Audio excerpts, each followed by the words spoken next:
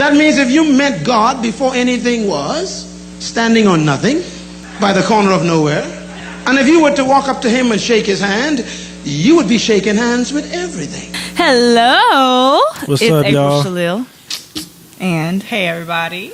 We got Destiny here. We got Jacob here. And you are listening to the Power of Ideas podcast with the Powerstrip. Yeah, plug in. Yeah, y'all plug in. So, just a reminder, the Power of Ideas is a podcast where we discuss business concepts and ideas, and we try to tie in their priority and their position from the Father's perspective. So today we'll be talking about vision. But before we get into that, what's up with y'all? I'm good. It's raining outside, but we're in Austin today, y'all. We were in Dallas last time. ATX. It's nasty. The city, the real city. This is where you should be. It's like rainy, sunny though, because right now it's sunny, and then Barely. in like 5 minutes it might be thunderstorm. Might be. I don't know. That's very true. It's supposed to be like 80% chance for the rest of the day. Bipolar. Texas is bipolar in itself. The people, the weather, the football teams. The football team. Shout out to the Texans, though. We pulled a dub off. You a Cowboys fan? She must be a Cowboys fan. She must be. Well, we pulled our dub against y'all, so I understand the saltiness. That was a very interesting game. It was tough to watch, but it was. It really was, because we should have blew y'all out. I'm gonna let them talk about that because I don't watch anything but LeBron. And how did he do this week?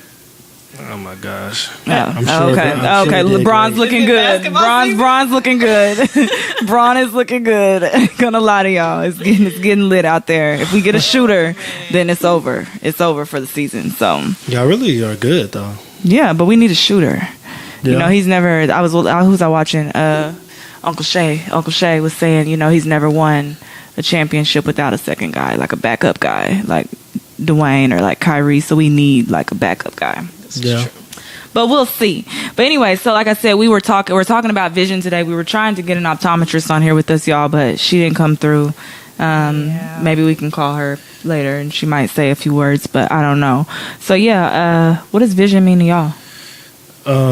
Vision to me is a mix of your purpose and aspirations. So trying to see in order to have your vision, you have to know what your purpose is, I believe, because you can't put a vision together without your purpose. And then a lot of times your purpose is also going to include aspirations, because along with the purpose God has for you, you also have aspirations of your own that align with his will. So he'll allow them to kind of, fall in place too.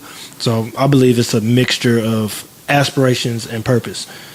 What do you think, Destiny? I think that's very well said, and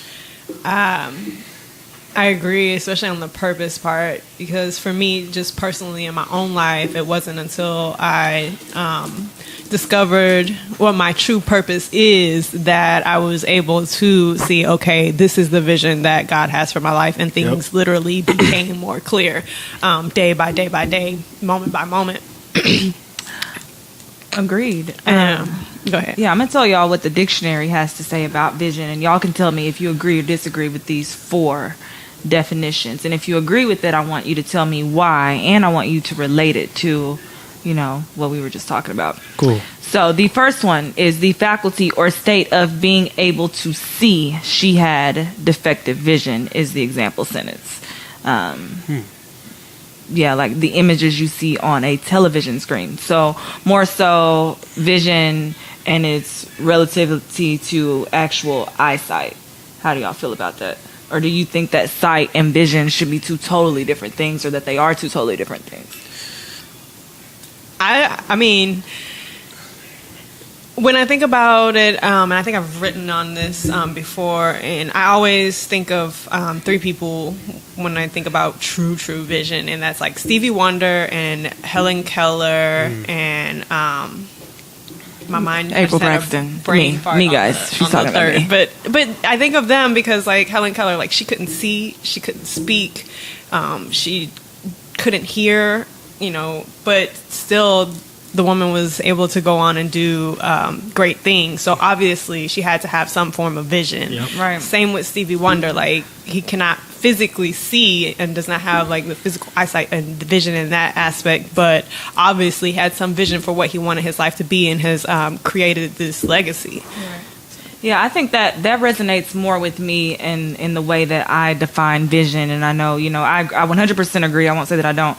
I 100% agree that, you have to know your purpose in order to know and understand your vision. But for me, I think that vision comes in phases, and that it's not given to you all at once. And I think because of that, vision is more so associated with what you can see in your mind and what you can see in the invisible, and not so much what you can see in the physical, because a lot of times people get distracted by what they see in the physical and they forget their vision. Obviously, Stevie Wonder, Helen Keller don't have the opportunity to do that, so they have to fully rely on vision. And I feel like everyone should actually live from that perspective where they're fully reliant upon what they see and what God has shown them. I think that all true vision is actually from God. I don't think that someone who says they have a vision for something, I don't think that you can even have a vision unless God gave it to you. And some people may not associate that with God, but I feel like he's the giver and the provider of everything. So vision has to fall within that as well. But I think that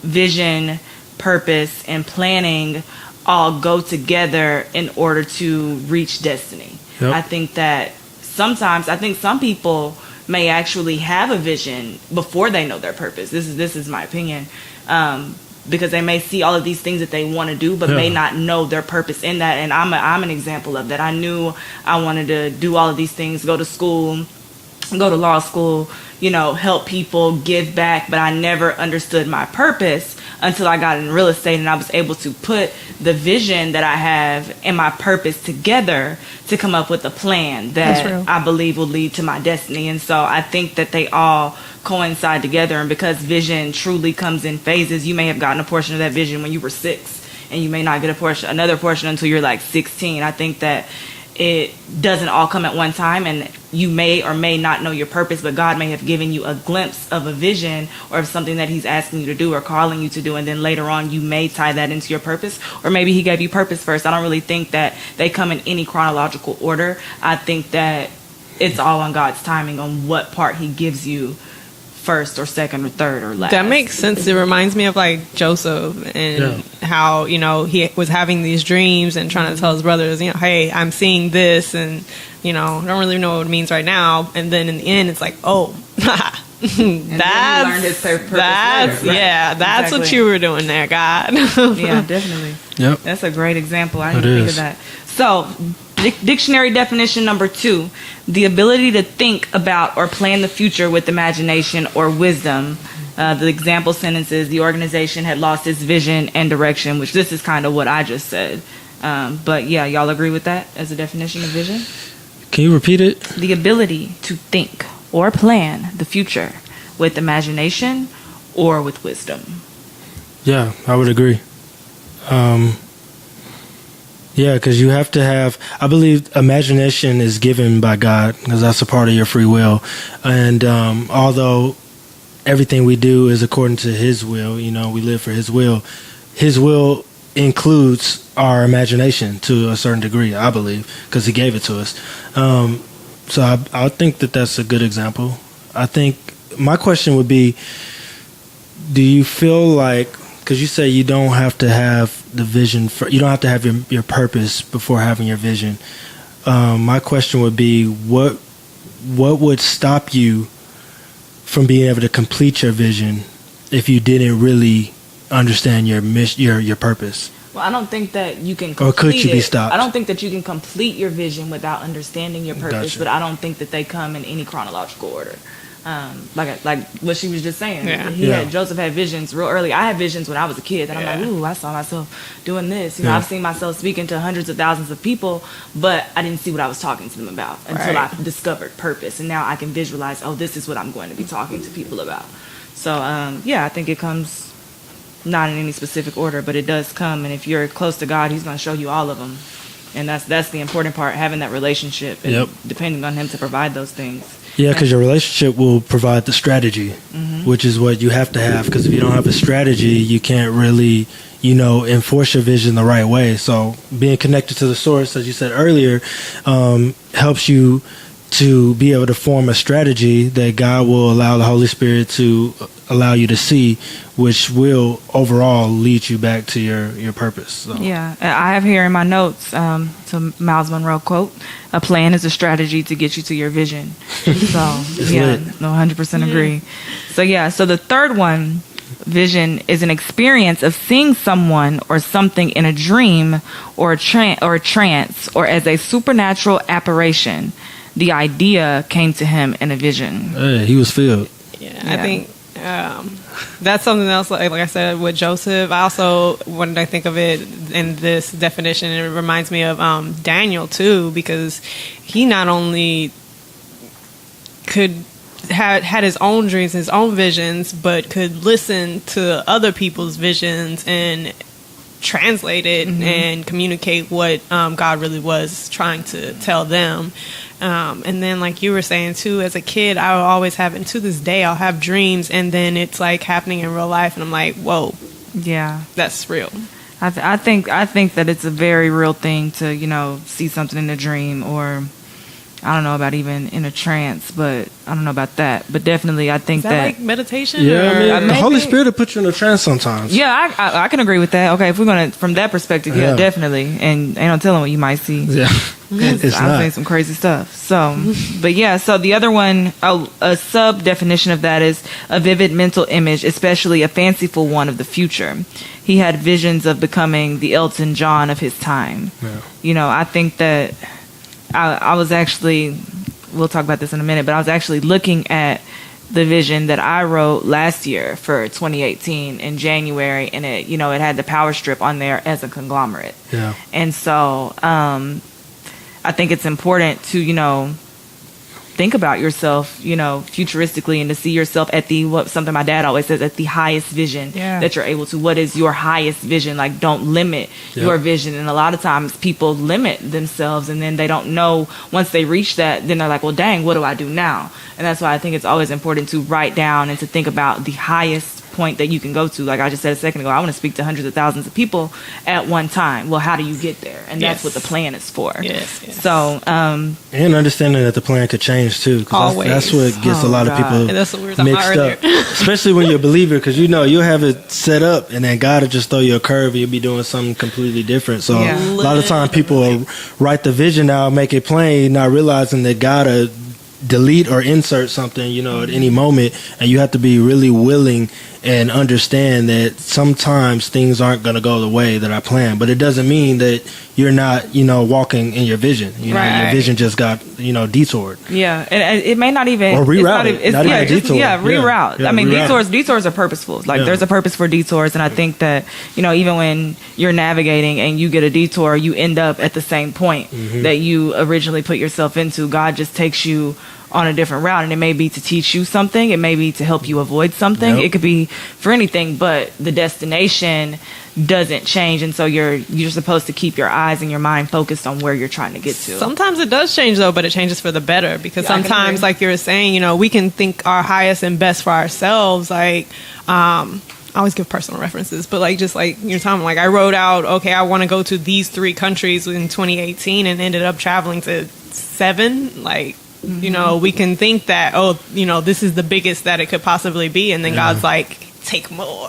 But that's the thing. And that's why it's, he'll do exceedingly abundantly above of whatever you ask or think. And so if you ask for 3, expect more, because he said he would do that. But if you don't ask or think it, he can't do more than what he already said, what you asked or thought. Where you're limited. Yeah. So if you give him, if our highest vision is to speak to 100,000 people, he's going to do above that. So whether it's 1 million people or it's 10 of the most important people in the world, you never know. That's true. But you know that every good and perfect gift comes from him. And so whatever it is, it's going to be perfect, and it's going to be bigger than what we thought. And it may not be bigger in number. It may be bigger in impact, or different things. He's so unpredictable.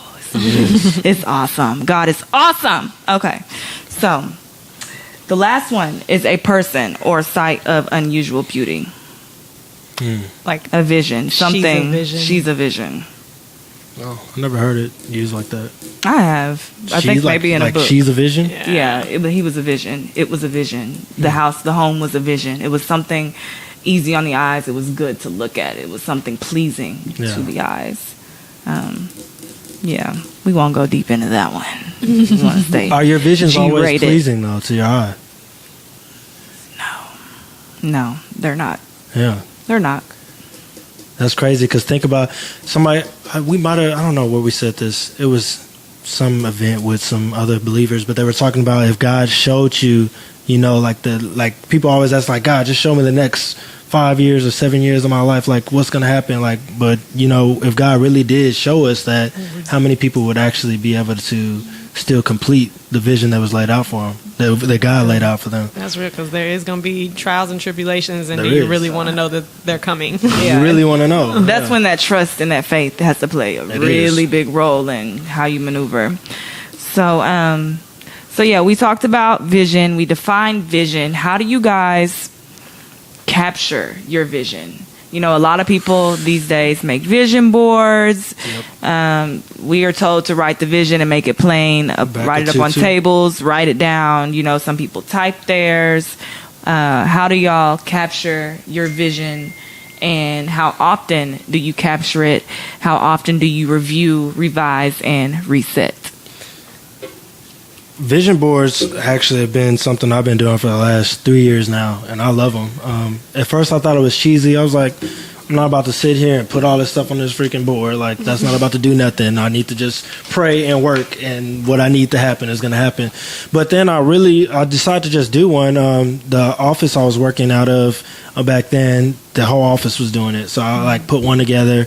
And then after I did mine, obviously being a believer, I prayed over it too. So I was like, you know, I'm going to pray over my vision and all that. And then literally like that whole year, everything I started putting on my vision board, like started coming to pass. Like it was crazy. Like I even threw a random picture of a dog on there just because it was just like a cool little German Shepherd. I was like, oh, let me just stick this on my vision board. And then randomly I got London, which I know I love how much I love London. And he's like my big baby, like my son, my big 95-pound pit bull. He's not from this world. And he was random. It was a random free dog just because of that. I put like Las Vegas on my vision board, and I wound up getting a free trip to Las Vegas that year, and like the flight and the hotel. What happened in Vegas? Like, Hey, what happens in Vegas stays in Vegas. there it goes. And that was a little bit before BC. That was like a transition before Christ into living for Christ. So it was kind of a gray area right there. You But just don't remember.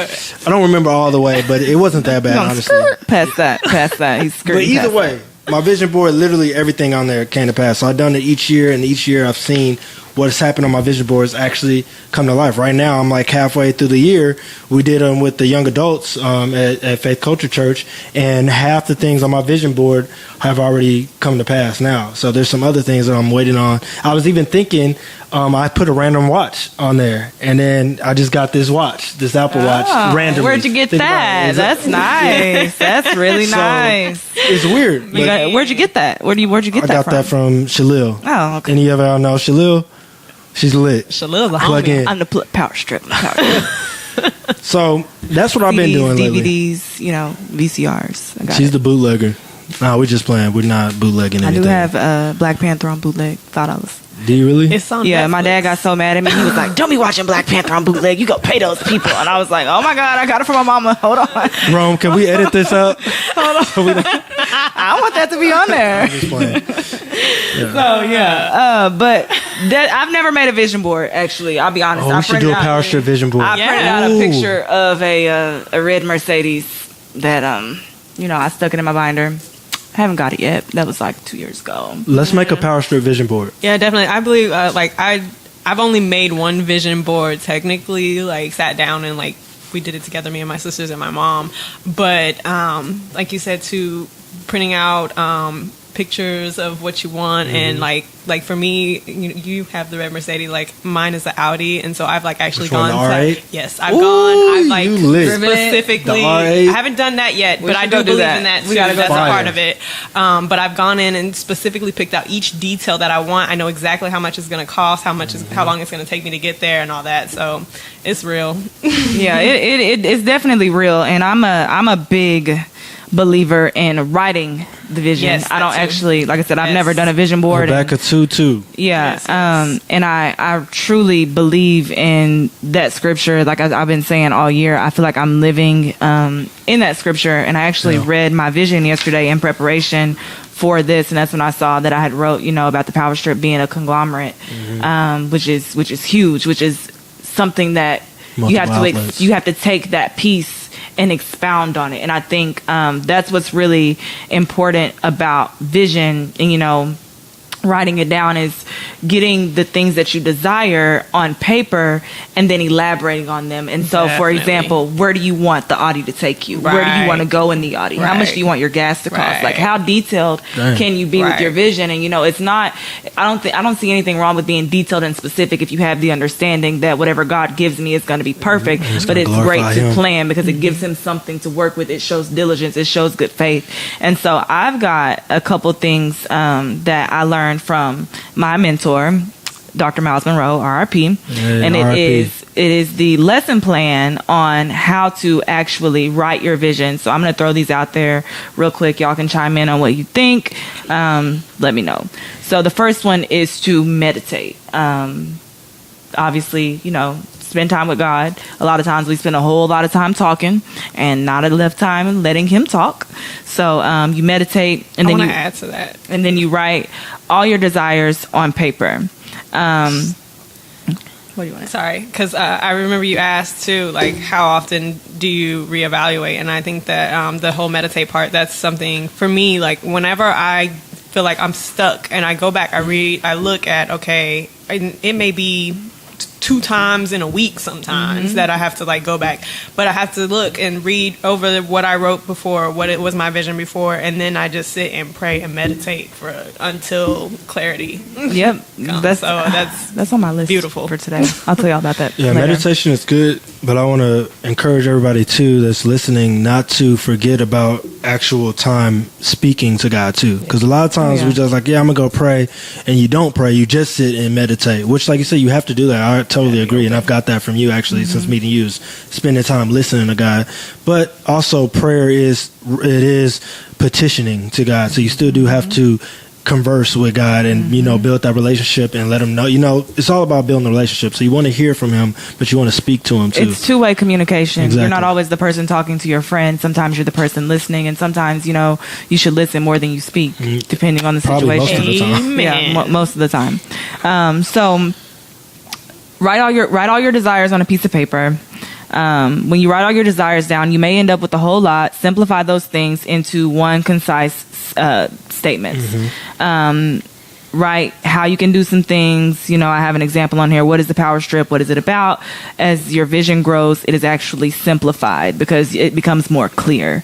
The third thing is document. So try to get your entire life's purpose into one sentence by identifying your gifts and your talents and summarizing them into that sentence. I actually have that sentence. And literally, I did everything that he said to do. And just like you said, I go back and not only look at my vision, but I look at my purpose sentence often to remind me of what I'm supposed to be doing. Did I get a step closer to my purpose today? Did I walk in my purpose today? Did I activate something within my purpose? That why. Communicate that in a simple sentence. Cut it out, place it different places. Talk about it. Talk to people about it.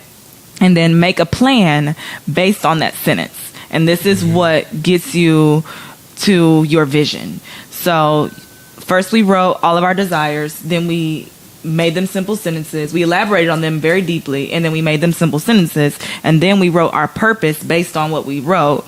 And then you make a plan for the vision, and then you review and revise your vision. You evaluate your vision. Am I doing what I said I was going to do? Am I doing what I was born to do? Am I still on track? Without being afraid to give God something to adjust when we revise, because a lot of times you get so caught up in, this is what I'm supposed to do. I can't do anything else because this is what I'm supposed to do. And God may have given you a gift to do something else that might add to what you're doing, or he may be just saying, this is a different season for you to be doing something else. So those are the 7, I think that was 7. Yeah, the 7 things in writing your vision. I'll just go back real quick through those. Meditate. I think that we should definitely put this in a blog form on the website. Yeah, we should. We should. Meditate. Write all your... This is actually on one of my posts on Instagram. Meditate. Write all your desires on paper. document and try to get your entire life purpose into one sentence by identifying your gifts and talents and putting them into one sentence. Communicate that sentence to people. Make a plan based on that sentence, and that plan is supposed to get you to your vision. And so for me, I have a plan for 2018, and that plan is based on these items that are on my vision. Not all of them, but a lot of them. And it's like, okay, how can I get to this next step? And so putting it in order, there was a sermon called Putting It in Order, y'all. It was real good. Who was it? It was about when Abraham, took his son up, and it tells him to put it in order when he's like laying everything down and he's putting it in a specific order. It's important. So when you're planning, put that plan in order. So obviously this year I'm a real estate agent, so I can't be talking about what I want to do this year with my law degree if I don't have the law degree yet. I have to be talking about what I want to do in this year that's going to lead me to the next year so that I can relax on the real estate world and have all these little agents, running around while I'm doing law school. Yeah. So it's about planning and being in order. But again, like number 6, revise your vision. Number 7, evaluate your vision. Make sure that you're doing what you want, what you said you were going to do, and don't be afraid to let God maneuver things around that you planned. So yeah. I have a question. What do you do, or how do you stay motivated when you have your vision, your vision, and you're trying to fulfill your vision, which is includes your purpose and aspirations, but the people around you don't really see the purpose or the point, or just feel like what you're doing is, just non-productive, like Noah. Like Noah had to know, God told him that it was going to rain. They never even seen rain before, and they're like, dude, you're crazy. But he still knew what God had shown him through his vision, his dreams, and he had to still fulfill his purpose. How do you stay motivated when the people around you, like even family, sometimes your family doesn't understand your vision and your purpose? Your relationship, faith, your faith, your relationship, and then vision creates discipline. Yep. And so Noah was able to be disciplined and fulfill what God asked him to do because the vision gave him that discipline. And so for me as an entrepreneur, my vision is the only catalyst that I have, especially when family wasn't believing in me, that I have that wakes me up every day and it's like, okay, you're going to do this. You're going to be this realtor. You're going to do these things. This is what you're going to promote. This is what you're going to advertise. You're going to talk about the kingdom. These are the things that you're going to do. But I only get that motivation because my purpose and my vision create the discipline within me that makes me realize that this is what God is saying. And that's vision. That's why it's important to understand your vision is from God, because when God tells you something, it's not for fun. It's not just a good idea. It's a command. Yeah. And so if he's telling you to do it, you have to rely on him to give you the strength to keep going. One of the quotes I have on here is from Dr. Miles Monroe, of course.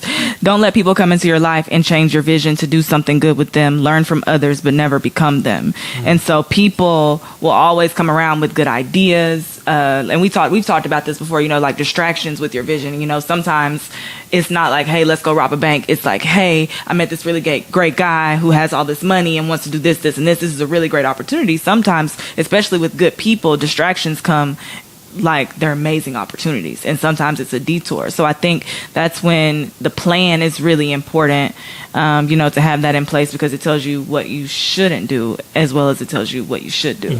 But definitely just relying on God, having faith, trusting him is what keeps me, focused and trusting in my vision. Definitely. I know, I agree. The faith, for me, faith is the biggest thing, and just constantly remembering that, essentially what you said, like, this isn't about me, it's not about them, there's a greater purpose for all of this, and whatever that is for whoever you are, whatever your purpose is, like, if you just stick with that and listen to what God told you to do, then it'll all be provided. You may lose friends and family, but that's just kind of how it goes. You just have to be okay with that. And if they, really love you like they say they do or claim they do, then they will support your vision. Yes. Yeah. And if they don't, it doesn't matter. It's just like people, there's always going to be somebody with an opinion. There's always going to be somebody who believes in everything that you have to say. People who will sign up and give all their energy to help you fulfill the vision because they believe in it and it coincides with theirs. So trust and know that whatever your vision is, no matter if the people around you don't believe it, there's somebody that God has created as a resource for you to fulfill your vision, and in turn you're going to help them, do theirs, because blessings are about exchanging them with other people and not just for you. So even if whatever your vision is, your vision is never just for you. Your purpose is never just for you. It's for whatever God is intending it for, but he's always about everybody and people and not just an individual. I think people that forget that sometimes. I think something important that I learned over the last year, and I was actually just praying about this the other day, is about vision dictating how you spend your time and who you spend your time with. Vision dictating how you utilize your gas, how you utilize your money. Who are you spending your time with? Are these people helping you get closer to your vision, or are they wasting time? Because our time is extremely limited. That's real. I think that's one of the most important things that people our age in this generation have to get an understanding of, that the people and the way that you spend your time with people really plays a part on how quickly, not even just about speed, but how you work towards your vision. It can hinder you, it can push you, and it's about knowing like the people that are around you. And that's why I love you guys so much, because you just help me with my vision. And would you say though that comes with like maturity? Because I think of like even just my 21-year-old self, and and I guess maybe that's before I had a clear purpose and vision for my life, but still I wasted time, money, all kinds of things, and I look back and it's like I can't get that back. And whereas now, if I find myself, and I literally have moments where I like look around and I'm like, okay, this is not helping me, and I will quickly like okay, I gotta go. Yep, I'm like, I gotta go do something on my computer, so I'll see y'all later. But agreed. I think it does come with maturity. We go through a lot of crazy. I think it's intentional. I don't know. I used to think that when I reached like 13 or 14, because I knew the difference from right and wrong, that I wasn't a child anymore, and that I was, not judged like a child. I was judged like an adult. But I don't think that I was really an adult maybe until I was 23, mentally and spiritually. I think that those maturity plays a big role in, the people that you have around you. Yeah. So we have talked about vision. We have talked about what it means. We've talked about writing the vision. We've talked about, all kinds of stuff about vision. But let's talk about having vision for real estate and having vision with your finances, and how vision plays a role in your livelihood and, in your daily life as far as, economically. Well, vision definitely plays a part in your finances, because you have to see your end game, see where you're trying to go, what your goals are, what you're trying to drive in. Are you trying to have that Audi R8, or are you cool with your Honda Civic? Nothing's wrong with either option, but it's definitely a different planning process depending on which route you're going. And I think a lot of time, especially millennials, we get caught up in vision, getting caught up in what you can actually see right now. We're like, man, I want to see it right now. Like, people are wanting to invest in real estate and get the return, invest today and get the return tomorrow. They want to be in stocks and hit big tomorrow. They want to, whatever they're doing, it's all about what can I see tomorrow. We wrote a vision for the Powerstrip, 2017 and 2016, and I'm like, what is all of this stuff, and when is that going to happen? And 2 years later, we're like sitting in it right now. This podcast, I wrote this down, and I've had it on my wall for quite some time. And I was like, and there's question marks on everything that I have written down in a vision. Power of Ideas has question marks by it, because I'm like, what is that? I had no idea what it was, but it didn't tarry. It is here. I waited, and it's here now. Oh yeah, that's something that I'm always preaching in my YouTube videos, especially about real estate, is like, whether you are like trying to become a realtor or investor, or even with buying a home, whatever it is, like patience, long suffering. You cannot expect, like you said, those overnight returns, those instant gratification. You got to throw that out the way, out the window. It's seriously all about delayed gratification. It is what it is. I think that there's so many opportunities to utilize vision and the many definitions that we've talked about when it comes to thinking about real estate. I mean, even in, visualizing the interior and the architecture, visualizing your land and just so many things that you can imagine and put together for a home to live in, or as an investor, imagining a whole block of homes on your street. Yeah, and for businesses. And there's so much associated with real estate and vision that it's almost mind-blowing. But when I think about, the traditional home buyer, I think that what Jacob had to say goes right into what traditional home buyers and people who have that, that American dream or that kingdom dream of owning and having dominion over their little territory that they call their home, is understanding the process of accumulating and generating the money that it takes to do that, understanding what you have to sacrifice in order to do that, having a vision in your daily life that limits your budget, that limits how you spend your gas, like we were saying a second ago, that limits, your grocery list, that limits, how many activities your kids are involved in, that limits, how much you buy at Christmas time.